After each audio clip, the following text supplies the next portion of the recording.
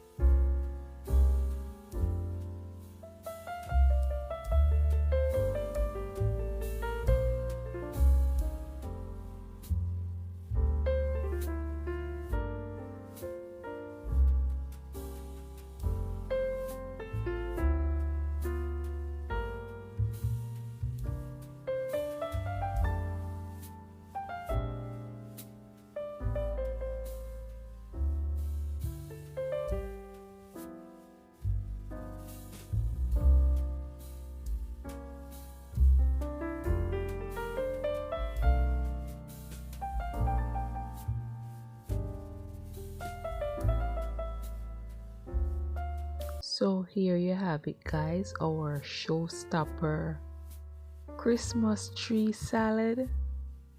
You can play around with this one, guys. Yes, and the combination tastes so good.